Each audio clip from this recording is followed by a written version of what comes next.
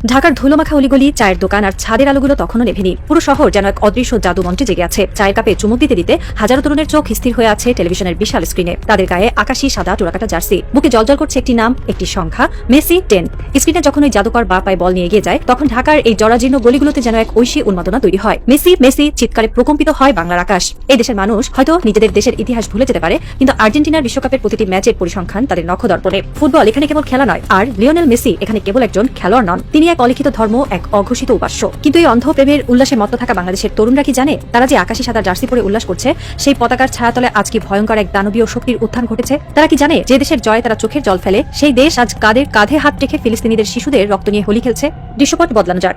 ঢাকার চায়ের দোকান থেকে হাজার হাজার মাইল দূরে আটলান্টিকের ওপারে যুক্তরাষ্ট্রের নিউ ইয়র্ক শহরে এক অভিজাত মিলনায়তন। সেখানে কোনো ফুটবলের বাঁশি বাজছে না, সেখানে চলছে বিশ্ব রাজনীতির এক ভয়ঙ্কর দাবার চাল। আর সেই মঞ্চে দাঁড়িয়ে আর্জেন্টিনার প্রেসিডেন্ট অর্থাৎ লিওনেল মেসির দেশের রাষ্ট্রপ্রধান এমন এক ঘোষণা দিচ্ছেন, যা শুনলে যে কোনো বিবেকবান মানুষের শিরদাঁড়া পেয়ে শীতল স্রোত নেমে যাবে। শুরু হতে যাচ্ছে এক চরম মনস্তাত্ত্বিক কষাঘাতের গল্প, যা প্রতিটি আকাশী সাদা সমর্থকের আত্মসম্মানকে মাটিতে মিশিয়ে দেবে। নিউ ইয়র্কের ইয়েশিভা ইউনিভার্সিটি ইহুদিবাদী দর্শন এবং পশ্চিমা রক্ষণশীলতার এক অন্যতম প্রধান স্নায়ুকেন্দ্র। এই বিশ্ববিদ্যালয়ের আলো ঝলমলে মঞ্চে আজ যিনি দাঁড়িয়ে আছেন, তার উস্কো খুস্কো চুল আর বন্য চোখের দৃষ্টি তাকে আর 10 জন রাষ্ট্রনেতা থেকে আলাদা করে রেখেছে। তিনি হাবিয়ে মিলেই, নিজেকে অ্যানার্কো ক্যাপিটালিস্ট বা কট্টর নৈরাজ্যবাদী পুঁজিবাদী হিসেবে পরিচয় দেওয়া আর্জেন্টিনার বর্তমান প্রেসিডেন্ট। তার সামনে বসে আছেন বিশ্বের শীর্ষস্থানীয় ইহুদি নেতা রাব্বি এবং ধনকুবেররা। হাবিয়ে মিলেই যখন মাইক্রোফোনের সামনে দাঁড়ালেন, তখন পুরো হলরুমে পিনপতন নীরবতা। তিনি গলা খাকারি দিয়ে যা বললেন, তা আন্তর্জাতিক রাজনৈতিক অঙ্গনে এক বিশাল বোমার মতো ফাটল। আমি গর্ববোধ করি, মিলেইয়ের কণ্ঠস্বর ছিল তীক্ষ্ণ এবং দাম্ভিক। ইসরায়েল ও ইহুদি জনগণের প্রতি আমার সমর্থন আগের মতোই অটুট রয়েছে। এই অবস্থান থেকে আমি কোনোভাবেই সরে আসবো না। আর আজ আমি নিজেকে বিশ্বের সবচেয়ে বড় জায়নবাদী রাষ্ট্রপ্রধান হিসেবে ঘোষণা করছি। দর্শকদের গগনবিদারী করতালিতে ফেটে পড়ল পুরো মিলনায়তন।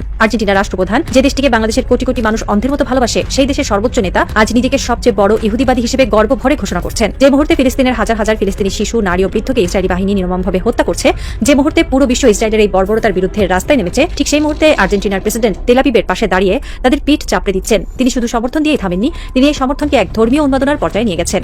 হাবিয়ে মিলেই শুধু নিজেকে জায়নবাদী বলেই থামেননি, তিনি এর পেছনে এক গভীর ধর্মীয় ও দার্শনিক ব্যাখ্যাও দাঁড় করিয়েছেন, যা শুনলে তার অন্ধ আনুগত্যের মাত্রা পরিষ্কার বোঝা যায়। তিনি দাবি করেন, পশ্চিমা সভ্যতার পুরো ভিত্তিটাই গড়ে উঠেছে ইহুদিদের ধর্মগ্রন্থ তাওরাত এবং বাইবেলের 10টি আদেশের উপর। তার মতে, জীবন, স্বাধীনতা এবং ব্যক্তিগত সম্পত্তির মতো আধুনিক বিশ্বের যত মৌলিক অধিকার রয়েছে, তার সবই এসেছে ওই ইহুদিবাদী দর্শন থেকে। তার কথা এক ধরনের হিপনোটিক বা সম্মোহনী সুর ছিল। তিনি বাইবেলের এক্সোডাস বা মিশর থেকে ইসরায়েলিদের বেরিয়ে আসার ঘটনার কথা উল্লেখ করেন। তিনি বলেন, ইসরায়েলিদের ওই যাত্রাতেই স্বাধীনতার মূল ধারণা লুকিয়ে আছে। এই ধর্মীয় মূল্যবোধগুলোই পশ্চিমা সভ্যতার বিকাশের ভিত্তি তৈরি করেছে। তাই ইসরায়েলের সাথে কোনো ধরনের আপোষ করার প্রশ্নই ওঠে না। মিলিয়ে এর কথার অর্থ কি? এর কথার অর্থ হলো, ফিলিস্তিনের মাটিতে যা কিছুই ঘটুক না কেন, যত রক্তই ঝরুক না কেন, আর্জেন্টিনা সবসময় ইসরায়েলের পক্ষে থাকবে। কারণ তারা এটিকে নিছক কোনো রাজনৈতিক বিষয় হিসেবে দেখছে না, তারা এটিকে একটি পবিত্র যুদ্ধ বা হোলি ওয়ার হিসেবে নিয়েছে। কট্টর উদারতাবাদী চিন্তাবিদ হান্স হারম্যান হোপে যখন মিলেইয়ের এই উগ্র ইসরায়েলপন্থী অবস্থানের তীব্র সমালোচনা করেছিলেন, তখন মিলেই তাকে স্রেফ তাচ্ছিল্য ভরে উড়িয়ে দেন। তিনি স্পষ্ট জানিয়ে দেন, ইসরায়েলের প্রতি সমর্থন জানাতে তিনি গর্ববোধ করেন এবং কোনো সমালোচনায় তাকে টলাতে পারবে না। তিনি নিয়মিত ইহুদি ধর্মের শীর্ষ নেতাদের সঙ্গে পরামর্শ করেন এবং রাষ্ট্র পরিচালনার ক্ষেত্রে তাদের কাছ থেকে দিক নির্দেশনা নেন। এক কথায়,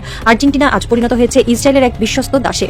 এখন প্রশ্ন হলো, এই ভূ রাজনৈতিক নোংরা খেলার সাথে লিওনেল মেসির কি সম্পর্ক? কেন বাংলাদেশের আকাশী সাদা ফ্যানদের এই গল্প পড়ে লজ্জিত হওয়া উচিত? সম্পর্কটা এখানেই যে মেসি কেবল একজন খেলোয়াড় নন, তিনি হলেন আর্জেন্টিনার অফিসিয়াল কালচারাল অ্যাম্বাসেডর বা সাংস্কৃতিক দূত। যখন হাবিয়ে মিলেই নিজেকে বিশ্বের সবচেয়ে বড় জায়নবাদী হিসেবে ঘোষণা করছেন, তখন লিওনেল মেসি এই রাষ্ট্রেরই প্রতিনিধিত্ব করছেন। বাংলাদেশের যে তরুণেরা শুক্রবার জুম্মার নামাজের পর গাজার মজলুম মুসলমানদের জন্য চোখের জল ফেলে ফিলিস্তিনের পতাকা হাতে নিয়ে ইসরায়েলের বিরুদ্ধে স্লোগান দেয়, তারাই আবার শুক্রবার রাতে মেসির জয়ে আনন্দে মিষ্টি বিলায়। এর চেয়ে বড় হিপোক্রেসি বা ভণ্ডামি আর কি হতে পারে?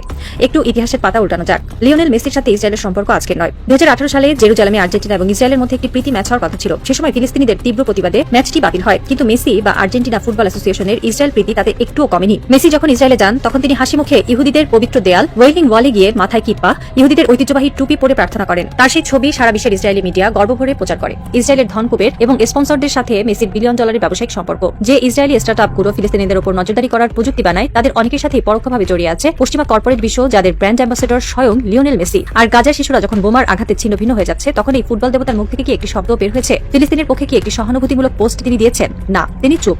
কারণ তিনি জানেন, তার দেশের প্রেসিডেন্ট হাবিয়ে মিলেই ইসরায়েলের সবচেয়ে বড় বন্ধু। তিনি জানেন, তিনি নীরব থেকে মূলত ইসরায়েলের এই বর্বরতাকেই সমর্থন দিয়ে যাচ্ছেন। আর আমরা বাংলাদেশের বোকা ফ্যানরা সেই নীরব বিশ্বাসঘাতকের ছবি বুকে ধারণ করে রাস্তায় ঘুরে বেড়াচ্ছি। বাংলাদেশের প্রতিটি আর্জেন্টিনা সমর্থকের আয়নার সামনে দাঁড়িয়ে নিজেদের প্রশ্ন করা উচিত, আমরা আসলে কাদের সমর্থন করছি? আপনি যখন বাজার থেকে 1000 টাকা দিয়ে একটি আর্জেন্টিনার অফিসিয়াল জার্সি কিনেন, আপনি যখন তাদের স্পন্সর করা পণ্যগুলো কেনেন, তখন সেই অর্থের একটি অংশ আর্জেন্টিনার অর্থনীতিতে যুক্ত হয়। আর সেই অর্থনীতি আজ পরিচালিত হচ্ছে এমন এক প্রেসিডেন্টের দ্বারা, যিনি নিজেকে গর্ব ভরে সবচেয়ে বড় ইহুদি ইহুদিবাদী বলে দাবি করেন। ভাবতে পারেন আপনি এমন একটি দেশের পতাকা আপনার বাড়ির ছাদে উড়াচ্ছেন যে দেশ প্রকাশ্যে ঘোষণা দিয়ে ইসরায়েলের পক্ষে দাঁড়িয়েছে, যে ইসরায়েল প্রতিদিন আপনার ফিলিস্তিনি ভাই বোনদের রক্ত পান করছে। আপনি সেই ইসরায়েলের সবচেয়ে ঘনিষ্ঠ মিত্র দেশের জাতীয় দলের জয়ে উল্লাস করছেন। আমাদের আবেগ কতটা অন্ধ হলে আমরা এই সহজ সমীকরণটা বুঝতে পারি না। আমরা বলি খেলাকে রাজনীতির সাথে মেশাবেন না, কিন্তু মিলে কি খেলাকে রাজনীতির বাইরে রেখেছেন? তিনি তো আর্জেন্টিনার রাষ্ট্রপ্রধান হিসেবেই এই ঘোষণা দিয়েছেন। যখন পুরো আর্জেন্টিনা ইসরায়েলের পাশে দাঁড়িয়েছে, তখন আপনি কিভাবে আকাশী সাদা জার্সিকে শুধু খেলা বলে চালিয়ে দেবেন? এই দ্বিচারিতা, এই মেরুদণ্ডহীনতা আমাদের পুরো জাতিকে বিশ্বের সামনে এক হাস্যকর বস্তুতে পরিণত করেছে। ফিলিস্তিনিরা যখন দেখে যে বাংলাদেশের মানুষ তাদের জন্য কাঁদছে, আবার পরক্ষণে ইসরায়েলের সবচেয়ে বড় মিত্র দেশ আর্জেন্টিনার জয়ে রাস্তায় নেমে নাচানাচি করছে, তখন তারা আমাদের এই সস্তা আবেগ নিয়ে কিভাবে? মেসি হয়তো অনেক বড় ফুটবলার, তার বা পায়ের জাদু হয়তো মোহনীয়, কিন্তু একজন মানুষের একটি দেশের নীতি ও মানবতার বিরুদ্ধে যখন দাঁড়ায়, তখন সেই জাদুকে বর্জন করার মতো সাহস কি আমাদের নেই? নাকি আমাদের বিবেক ওই ফুটবলার জার্সির কাছে চিরকালের জন্য বন্ধক রাখা হয়ে গেছে? আর যদি আপনি একজন সত্যনিষ্ঠ মানুষ হন, তবে আপনার বুকে ওই আকাশী সাদা জার্সিটা একটা জ্বলন্ত কয়লার মতো বিকতে বাধ্য। ভাবুন সেই দৃশ্যটার কথা। ফিলিস্তিনের কোন এক ধূলিসাৎ হওয়া হাসপাতালের নিচে চাপা পড়ে আছে একটি 5 বছরের শিশু। তার শরীরে রক্ত, চোখে আতঙ্ক, তার মাথার উপর দিয়ে উড়ে যাচ্ছে ইসরায়েলি ড্রোন। আর ঠিক সেই মুহূর্তে আটলান্টিকের উপরে আর্জেন্টিনার প্রেসিডেন্ট হাবিয়ে মিলেই ইহুদি রাপিদের সাথে শ্যাম্পেইনের গ্লাস হাতে নিয়ে ইসরায়েলের বিজয় কামনা করছেন। আর সেই একই সময় আপনি ঢাকা রাস্তায় দাঁড়িয়ে আর্জেন্টিনার জয়ে আতশবাজি ফোটাচ্ছেন। এই দৃশ্যপট কি আপনার বিবেককে একটু দংশন করে না? আপনার কি একবার মনে হয় না যে আপনি আসলে ওই ফিলিস্তিনি শিশুটির হত্যাকারীদেরই পরোক্ষভাবে উদযাপন করছেন? আর্জেন্টিনার প্রেসিডেন্ট যখন বলছেন পশ্চাত্য সভ্যতার ভিত্তি হলো ইহুদি আদেশ, তখন তিনি মূলত ফিলিস্তিনিদের অস্তিত্বকেই অস্বীকার করছেন। তিনি স্বীকার করে নিচ্ছেন যে ইসরায়েলের যে কোনো কর্মকাণ্ড তা যত বর্বরই হোক না কেন তা বৈধ। আর লিওনেল মেসি সেই দেশের জাতীয় দলের অধিনায়ক হিসেবে এই নগ্ন রাজনীতির এক অবিচ্ছেদ্য অংশে পরিণত হয়েছেন। বাংলাদেশের ফ্যানরা মেসিকে ঈশ্বর বানিয়েছে, আর সেই ঈশ্বর আজ এমন এক বেদিতে দাঁড়িয়ে আছেন যার প্রতিটি ইটে লেগে আছে ফিলিস্তিনিদের রক্ত। এই সত্যটা হজম করা হয়তো কঠিন, কিন্তু এটাই চরম বাস্তবতা। রাত এখন ভোর হওয়ার পথে।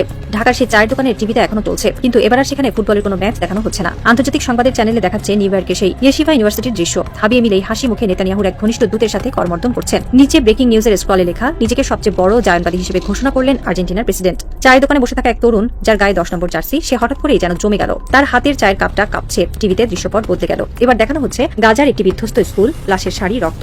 তরুণটি তার নিজের বুকের দিকে তাকালো। আকাশী সাদা জার্সির উপর লেখা মেসি। তারপর হঠাৎ মনে হলো এই জার্সিটার রং আর আকাশী সাদা নেই, এটা যেন লাল হয়ে গেছে। ফিলিস্তিনের শিশুদের রক্তে ভিজে জবজবে হয়ে গেছে তার এই প্রিয় জার্সিটি। সে বুঝতে পারলো সে এতকাল যাকে ভালোবেসেছে সে আসলে এমন এক রাষ্ট্রের প্রতিনিধি যারা এই গণহত্যার সবচেয়ে বড় সমর্থক। সে ধীরে ধীরে উঠে দাঁড়ালো। তার গায়ে যেন কেউ গরম সীসা ঢেলে দিয়েছে।